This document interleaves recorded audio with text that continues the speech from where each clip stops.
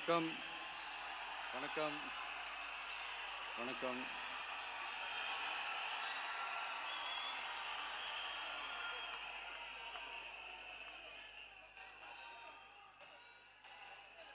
என்ன சொல்றது, எப்படி ஆரம்பிக்கிறதுன்னு தெரியல.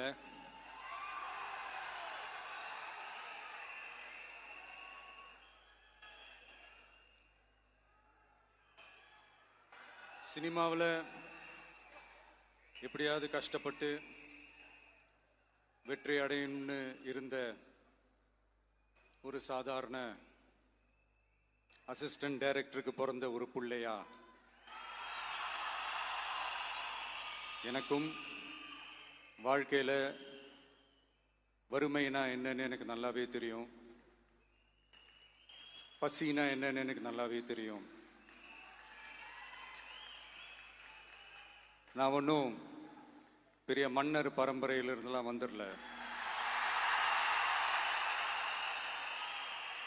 உங்களை மாதிரி தான், உங்களில் ஒருத்த மாதிரி தான், உங்க குடும்பத்தில் ஒருத்த மாதிரி தான், உங்க புள்ள மாதிரி தான், உங்க மகன் மாதிரி தான், உங்க அண்ணன் மாதிரி தான், உங்க தம்பி மாதிரி தான்.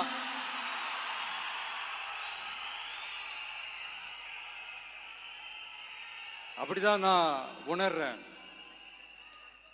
நீங்களும் என்ன அப்படி நினைச்சதுனால தான் சினிமாவில் எனக்கு ஒரு மிகப்பெரிய ஒரு இடத்த ஒன்று கொடுத்தீங்க. இப்போ அதையெல்லாம் விட்டுட்டு உங்களுக்காக நன்றி கடன் செலுத்துறதுக்காக அரசியலுக்கு வந்த உங்க விஜய, இந்த விஜய, நீ வா விஜய், நாங்களா இருக்கோம், பாத்துக்கிறோம். விஜய் தம்பி நீ வா, நாங்க இருக்கோம். விஜி தம்பி நீ வா, நாங்க இருக்கோம். அண்ணா நீ வாடா, நாங்களா இருக்கோம். நண்பா நீ வா நண்பா, நாங்களா இருக்கோம் சொல்லி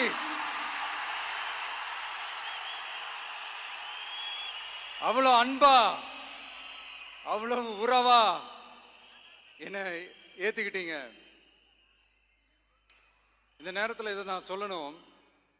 இந்த டிராவல்ல, இந்த ப்ராசஸ்ல எனக்கு எவ்வளவோ கஷ்டங்கள், எனக்கு எவ்வளவோ இந்த அவமானப்படுத்தினதெல்லாம் ஒரு பக்கம் இருந்தாலும், எனக்காக கூட நின்ன உங்களுக்கும் அதே மாதிரி கஷ்டங்கள், அதே மாதிரி அவமானங்கள், அதையெல்லாம் நீங்க பெருசா எடுத்துக்காம, அதையெல்லாம் நீங்க பொருட்டாவே எடுத்துக்காம, என்னோட வலிகளை, என்னோட வேதனைகளை உங்களோட தான் நினைச்சு என் கூடவே நின்னு இன்னைக்கு சி ஜோசப் விஜய் எனும் நான்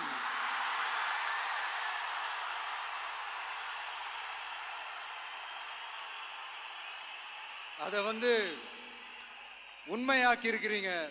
உண்மையிலே எனக்கு என்ன சொல்றதுன்னு எனக்கு தெரியல.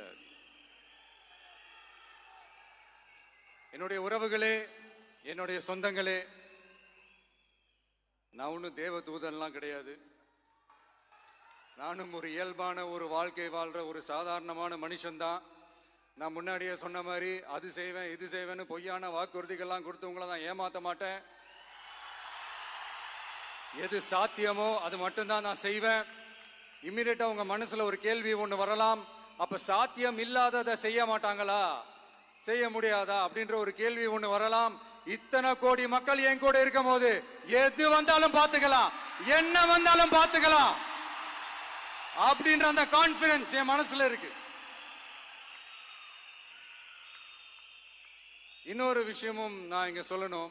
இன்னைக்கு நம்ம தமிழ்நாடு கவர்மெண்ட் இருக்கிற அந்த நிலைமையை பத்தி நான் உங்ககிட்ட நான் சொல்லணும். கிட்டத்தட்ட 10 லட்சம் கோடிக்கு மேல கடன் வாங்கி வச்சுட்டு போயிருக்கிற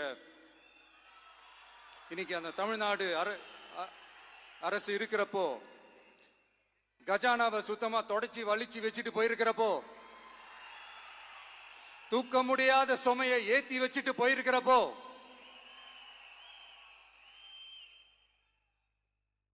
அப்படிப்பட்ட ஒரு நிலைமையில தான் இந்த பொறுப்பை நம்ம கையில் எடுத்திருக்கிறோம்.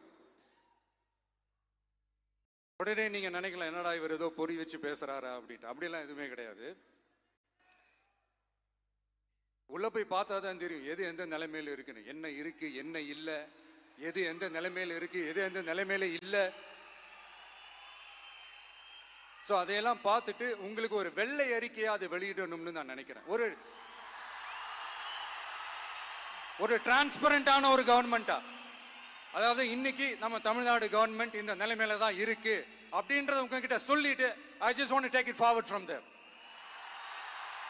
அதை தான் நான் முதல்ல செய்யணும்னு நினைக்கிறேன். தமிழ்நாடு பொறுத்த வரைக்கும் இப்போ யாரையாவது போய் ஏதாவது சந்திக்கணும் அப்படின்னா இந்த மூஞ்ச மூடிக்கிட்டு போய் சந்திக்கிறதோ, என்ன இந்த மறைமுகமா உங்களுக்கு தெரியாம போய் சந்திக்கிறதோ அப்படிலாம் நான் செய்ய மாட்டேன். எதுவா இருந்தாலும் வெளிப்படையாக ஒளிவு மறைவு இல்லாம தான் நான் செய்வேன். இவ்வளவு பெரிய ஒரு பொறுப்பை என் கையில கொடுத்துருக்கிறீங்க, அதே நேரத்தில் எனக்கு கொஞ்சம் அவகாசமும் நீங்க கொடுக்கணும்னு நான் ரிக்வெஸ்ட் பண்ணி கேட்டுக்கிறேன். நான் சொன்னதையெல்லாம் படிப்படியா நிறைவேற்ற நான் ட்ரை பண்ணுவேன், நிறைவேற்றுவேன். அதே நேரத்தில் எனக்கு கொஞ்சம் அவகாசம் கொடுத்தீங்கன்னா எனக்கு கொஞ்சம் உதவியாகவும் ஒத்துழைப்பாகவும் இருக்கும். இது உங்களுடைய ஆட்சி. பெண்கள் பாதுகாப்பை ரொம்ப ஸ்ட்ரிக்டா வச்சிருப்பேன். போதைப் பொருள் கலாச்சாரம் அதை கண்ட்ரோல் பண்றதுக்கு என்னென்ன ஸ்டெப்ஸ் எடுக்கணும், என்னென்ன முயற்சிகள் எடுக்கணும், இன்னிலிருந்தே அதை நான் எடுப்பேன். நம்ம பசங்களை அதுல இருந்து காப்பாற்ற வேண்டியது நம்ம அரசனுடைய பொறுப்பு. அதே மாதிரி சட்டம் ஒழுங்க எல்லாருக்குமான பாதுகாப்பை நான் உறுதிப்படுத்துவேன். என்ன அவமானப்படுத்தினவங்களாகவே இருந்தாலும், என்ன கஷ்டப்படுத்தினவங்களாகவே இருந்தாலும், அவங்களும் என் மக்கள் தானே. நண்பர்களாக இருந்தாலும் எதிரிகளாக இருந்தாலும் 8 கோடி மக்களும் என் மக்கள் தானே.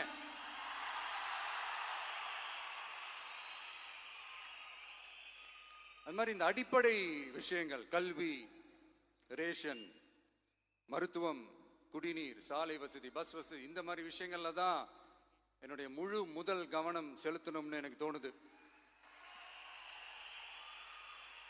நான் முன்னாடியே சொன்ன மாதிரி மக்கள் பணத்துல இருந்து ஒரு பைசா கூட நான் தொட மாட்டேன். எனக்கு அது அவசியமும் இல்லை.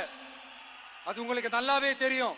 இந்த விஜய் தப்பு பண்ண மாட்டான், தப்பு பண்ணவும் விட மாட்டான். அது யாராக இருந்தாலும் சரி, என்னோட கவர்மெண்ட்ல என் கூடவே இருக்கிறவங்களாகவும் சரி, விட மாட்டான். சப்போஸ் யாருக்காவது அப்படி ஒரு எண்ணம் மனசுல இருந்துச்சுன்னா, நம்ம ஜெயிச்சிட்டோம், ஒரு ஆட்டம் ஆடி பார்க்கலாம் அப்படின்ற எண்ணம் யாருக்காவது இருந்துச்சுன்னா இப்பவே இந்த நிமிஷமே அதை எரேஸ் பண்ணிருங்க.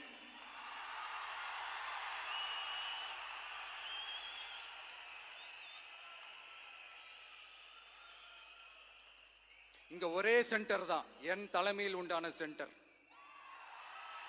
இந்த பக்கம் ஒரு சென்டர், இந்த பக்கம் ஒரு பவர் சென்டர், அங்க ஒரு பவர் சென்டர், அதெல்லாம் கிடையவே கிடையாது. இப்பவே சொல்லிடுறேன். பெண்கள், இளைஞர்கள், விவசாயிகள், அரசு ஊழியர்கள், ஆசிரியர்கள், உழைக்கிற மக்கள், மீனவர்கள் எல்லாருமே நம்ம டிவிக்கு அரசுல நல்லா இருப்போம், நல்லா இருப்போம், நல்லா இருப்போம். பிறப்புக்கும் எல்லா உயிர்க்கும் அப்படின்றத நம்ம சமரசம் இல்லாத அடிப்படை கோட்பாடு.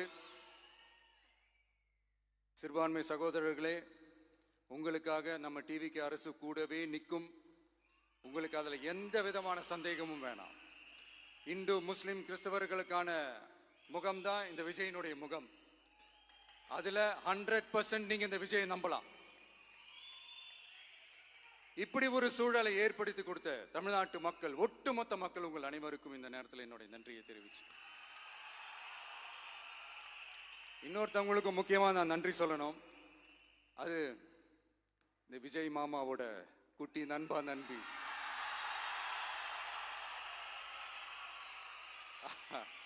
அவங்களாலதான் இது நடந்திருக்கு. உங்களுக்கு எப்படி நன்றி கடன் செய்யணும்? உங்களுக்காக உங்க ஃபியூச்சரை மைண்ட்ல வச்சுக்கிட்டு எல்லா நல்ல விஷயங்களையும் உங்களுக்காக இந்த விஜய் மாமா செஞ்சு கொடுப்பான். கான்பிடண்டா இருங்க. அதே மாதிரி இன்னொருத்தவங்களுக்கும் நான் முக்கியமா நன்றி சொல்லணும். உங்களை எப்படி நான் மறப்பேன்? நீங்க தான் என்னோட உயிராச்சே. தமிழக வெற்றி கழக தோழர்களே,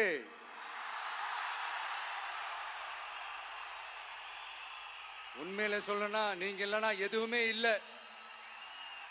என்னோட கழக தோழர்களுக்கும் கழக நிர்வாகிகளுக்கும் வாக்கு சாவடி முகவர்களுக்கும் மை டியர் வர்ச்சுவல் வாரியர்ஸ்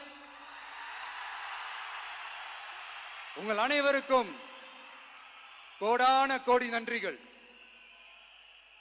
வாங்க எல்லாருமா சேர்ந்து ஒரு ஃப்ரெஷ் கவர்னன்ஸ், ஒரு நியூ கவர்னன்ஸ் ஒன்னு கொடுப்போம். This is a new beginning.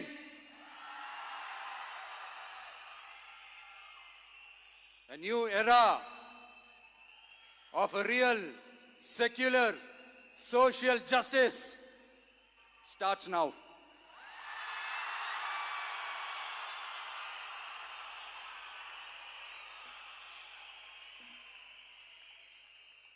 மக்கள் நலன்களை மட்டுமே லட்சியமாக கொண்ட நமது அரசுக்கு பக்கபலமாக நின்று ஆதரவை வழங்கியுள்ள காங்கிரஸ் பேரியக்கத்தின் தலைவர் மதிப்புக்குரிய திரு மல்லிகார்ஜுன் கார்கே அவர்களே, பாராளுமன்ற எதிர்க்கட்சி தலைவர் மதிப்புக்குரிய மை பிரதர் திரு ராகுல் காந்தி அவர்கள், காங்கிரஸ் கட்சியின் பொதுச் செயலாளர் மதிப்புக்குரிய திரு கே.சி. வேணுகோபால் அவர்கள், தமிழ்நாடு காங்கிரஸ் தலைவர் மதிப்புக்குரிய திரு செல்வ பெருந்தகை அவர்கள்,